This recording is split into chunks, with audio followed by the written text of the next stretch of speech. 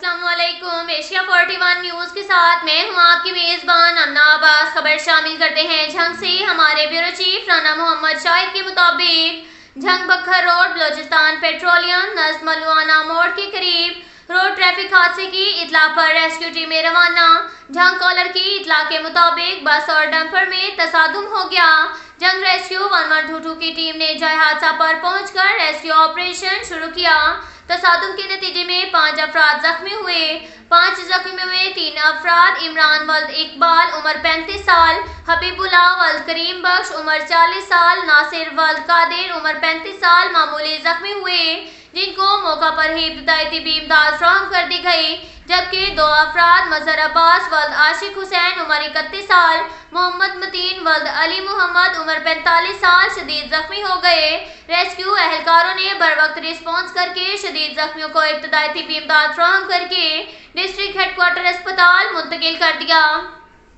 इसके साथ साथ एक और खबर शामिल करते हैं झंग से। हमारे ब्यूरो चीफ राना मोहम्मद शाहिद के मुताबिक डिप्टी कमिश्नर मोहम्मद अरशद भट्टी का गवर्नमेंट सिटी अस्पताल का अचानक दौरा।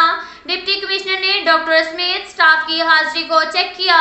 डिप्टी कमिश्नर ने सिटी अस्पताल में सफाई सुथराई का भी जायजा लिया। डिप्टी कमिश्नर ने अस्पताल के मुख्तलिफ शोबों में मरीजों के इलाज मुआवजा और हेल्थ सर्विसेज का मुआयना किया।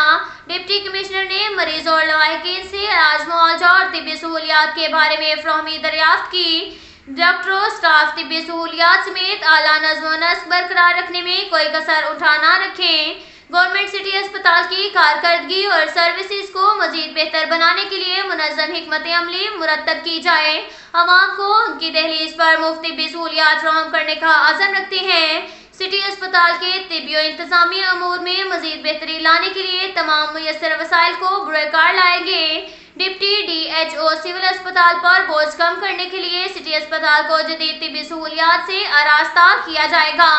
अब तक के लिए इतना ही काफ़ी है। मिलते हैं अगले बुलेटिन में, हमारे साथ रहिएगा।